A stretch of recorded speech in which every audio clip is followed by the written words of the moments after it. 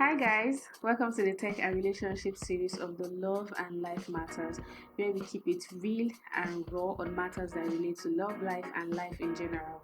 So in this series, we're going to be talking about how technology is reshaping the way we connect, love, and live. Yes, and today we'll be talking about one of the hottest topic. Yeah. It's currently AI in the dating world.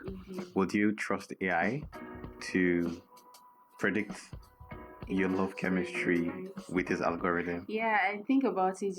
Dating apps use algorithm to suggest a possible match based off on the way you linger on someone's profile, Yeah. or also your interest, and even most times the swipes you make. Yeah. So I think it's really something to consider, considering looking at the big picture, because it's more or less like you're trusting your life decisions for say to an algorithm. Yeah, because your love life at some point might translate into your partner. So it's like you're trusting. And yes, which is something really big. And then we have models that are predictive now. We have predictive AI. So from your patterns, they can predict, okay, your next step. So are we now saying we're going to trust these AIs and the algorithms that was built on just dating apps to actually predict our love chemistry with the next person over a certain period of time? And then what are the chances? Sure. I'm Jerry Raymond. And I'm David. Okay, now so let's dive into it. You said that the bigger picture here is being like trusting AI to predict a match for you. Like, can you actually really trust AI to match pick, like to make a correct match for you? Now let's start with the basis. How does this AI matchmaking thing works? Like, how does it work? Okay, so set up as a feature thing from dating apps. So it's more of having predictive learnings from these models. So they learn the patterns of your habits, your likes, your dislikes, your profiles, your pictures, your updates, these little things or little choices that you make. And then with those options, they predict the possible outcomes. So it might not necessarily be a single profile or a single connection you get. You might have multiple options, and then you can now choose from those options and narrow it down to possibly a single person. But then progressively, we can see evolutions whereby maybe we might not even have a matchmaking percentage or accuracies in those things, whereby it's okay, you are a X% match with party A or party B. And we have millions of users on this app, so they tend to compare it with other millions. Yes, you have so many options to match those profiles with, and then maybe come up with a possible outcome, and then maybe from those outcomes you now get to suggestions. And then that's why most times when you download an application or this dating app, it's asks for your location. Yes, and they will require what's it called now? Access. They'll ask you permissions. Yes, to access all other activities that goes on your app. So when you're on any social media platform, as long as you granted that permission, that access, it has access to check do background videos you would like to watch. Yeah, basically monitor your progress on the background. And then that's how the whole matchmaking thing works. Yeah, it starts from there, but then the large aspect of that would come from the information they get directly, because those input or those activity they gather might not necessarily or generally form the basis of this decision. What are the upsides of this AI matchmaking? Yeah, I think the upside now, it's not me thinking, it's because the upside is actually what everybody should expect, because there is a swipe fatigue that we're all familiar with. But then the upside is now efficiency. Efficiency in the fact that you have quicker matchmaking, because you don't have to filter yourself, like I was explaining in the previous part, whereby you have options presented to you. You're not going through a pool of a million people now. Maybe you're going through fewer profiles now, and then you can now narrow down those options. So it's more efficient, and then it's not stressful for you as well as the party getting involved into online dating. And to add to that, it's not biased, because AI does not care about you enough to say, there's no bias. And this person, and AI will not judge by physical by physical impression or first look or whatever. Yes, it could even get down to the part whereby maybe the AI itself might even ask you a few questions at setting up your profile of what your possibly connection should look like. So that will also help in narrowing down those options. Matchmaking. Yes, the matchmaking. But like in all honesty, we are humans and we are not just humans. Machines. We're not machines. We are Africans. Okay. Is it possible, like, to be honest, can a machine really measure chemistry? Yeah, so that's the catch now, because we're not machines, and then largely these terminologies for AI are called machine learnings. So we're not machines, so a machine cannot really learn the entirety of a human nature, because we have humor, we have behavioral patterns, we have mood swings, and all of that. So the machine can efficiently evaluate that, because aside this input or these processes that you have, there is a extra behavioral attribute that every person have that maybe the next person might not tolerate. So that cannot be captured. So nonetheless, there is a bit of flaw there, except maybe when we start having machines or AIs that can actually capture those perspective of every human. Yeah. And then the thing of this physical connection people can be together, you see them together, and then you just feel like, these people, they look so good together, they might look perfect on paper or whatever. Doesn't mean that it really work out. Okay, let's look at it this way. Algorithm is not biased. Yes. But could be biased as well. Could be. Because at some point it might be looking at a best outcome based off physical appearance. So we could say, oh, you look this way. If this person looks this way, they will form a match, and then possibly maybe their offspring will be a beautiful offspring. So we could look at it from that, because not just because it's a bias from the AI itself, but it could be a bias from that generates from the input of both parties. When I mentioned that, okay, you could get to a point whereby the AI get to ask, okay, what kind of person are you looking out for? So because of those options now, your choices now constitutes that bias, which the AI has. And in as much as the AI has upside, we already listing the limits, right? The downside of it, yeah. And then, just like I said earlier, you might see somebody, or the AI might match you with someone that physically, based off on all your whole assessment, you people should be a perfect match. But then you don't find chemistry. Emotions, mood swing, feelings now comes in. Because just like you said, AI cannot really detect those things. Yeah, they can't detect or capture it. Yes. So, and then you start connecting with this person, you now notice that this person is not good for me, or this person is not really what I was looking for. I want. Yeah. Yeah. So speaking on human feelings, mood swings, and emotions, AI can only open a door, right? And then the human walks through the door. Yeah, that's like saying AI can only predict compatibility. So we have to walk through the door and figure out all these things as a human. AI cannot spark emotions. AI cannot crack a joke for you to laugh and all those things. So we understand that AI does the predictive analysis for us, narrowing down the swipes or making our search results or the results we have as options limited. But then we also have to look at the human factor of love, because data can be captured for science and for scientific purposes, but then the human needs to find that mystery behind love with every connection that they make, and then how they can now progress. Yes, and then that's where the building of the connection comes in. You start getting to know this person. You start going out on dates.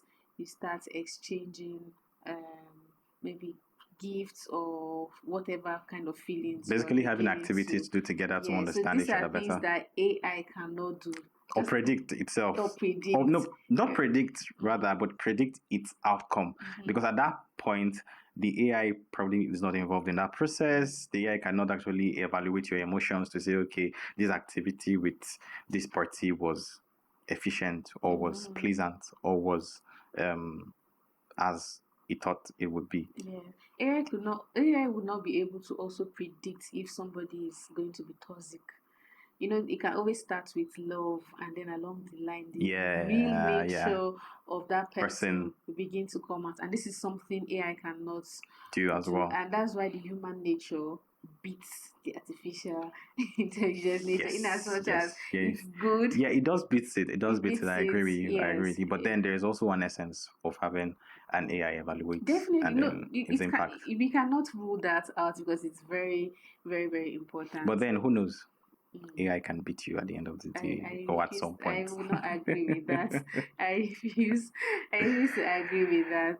So there's a human side to love, apart from the matchmaking AI, which is a mystery to machines as well. So yes, it is. And now that this dating thing has entered the society, it's now beginning to look like it's a normal thing. Yeah, it's a normal thing. Yeah, it will become a very, very, very, very normal thing. What is the future of matchmaking? What does the future look like with AI, right? With AI. Okay, so you look at it from this perspective. At this point, we currently have some AI coaches or dating coaches that analyze our activity already, basically from how the next party is responding, response time, charts, and emojis. So imagine having such kind of AIs evaluate your chats and then predict what next you should respond, which would be something that will also predict what the next person or the outcome of the other party's response.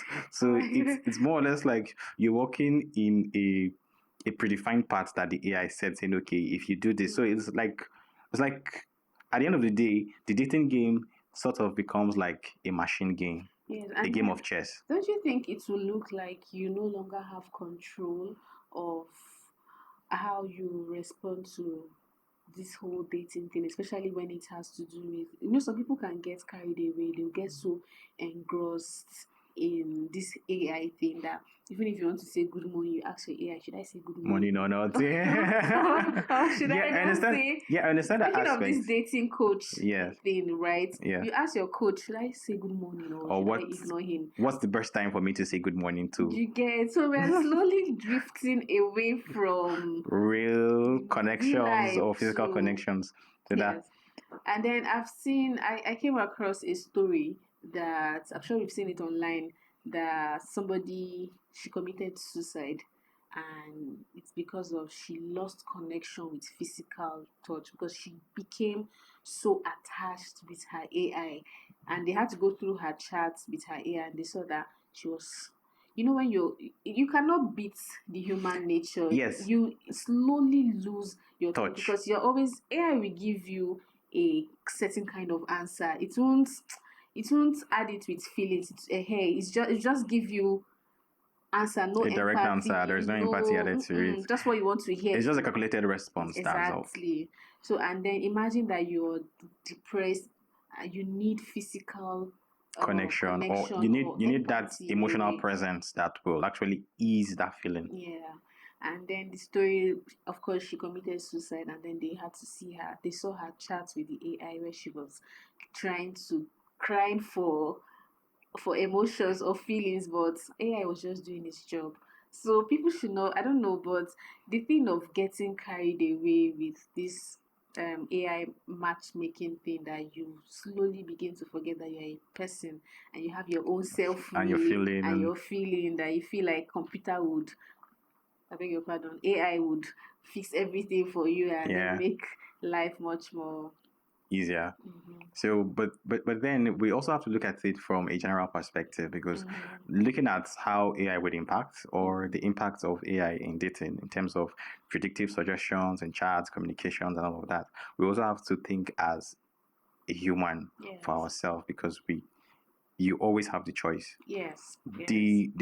The suggestions from the AI will always be suggestions. They won't be a committed action on your behalf. So if you don't commit those actions, if you don't agree to those responses, then they are not going to be sent, or they're not going to be delivered to the next person as a message. Now, or even VR dating powered by AI. Yeah. How does this VR thing, how does this really works, right? Okay, the term VR is called virtual reality. So it's like you have a digital space whereby you can meet people, you can have conversation, and not necessarily emotional connections. So that is how that works. So imagine you're dating someone or some other person on the other side of the digital phase, and then you guys get to have a digital hangout. So instead of going to a physical bar or a physical cafe to grab a coffee, you are doing that online or in a VR space. I don't want to use the word metaverse because it's a generalized word. So you get to do that there. So it's something that is a new what is it called? A new trend now because it's going to come into it. It's going to come into play, especially in the dating world, because even as friends, we can hang out on a VR space and play games together, collaborate and play games. So imagine now what is really trending is the playing of games. Yes, so now it's all about entertainment that way. So on a long run, it's going to get into the entertainment, into the dating aspect, whereby you have so many of those activities carried out, and then you have a lot of these applications as well. They're going to spend a lot of money in setting up those kind of spaces. So imagine having a virtual Eiffel Tower as a virtual world, and then you say, okay, we're going to the Eiffel Tower, and then you think she's taking you out with your visa, and then it's like VR. It's a lie. Oh god, that's crazy. Okay, I'm sure some people will actually like this VR space because you don't even need to spend money. People that are scared of spending money or out on dates. She say, I want to make my hair, I need to get new dress. In fact, you can even buy her a bone straight hair on the VR space. So you just say, okay, I bought you a bone straight hair. Say, wow, when is the package coming? And then he says, no, go and check your profile. It's there. I sent you a bone straight to your profile. Oh my god, that's so funny. So AI can actually guide us, but AI shouldn't replace us.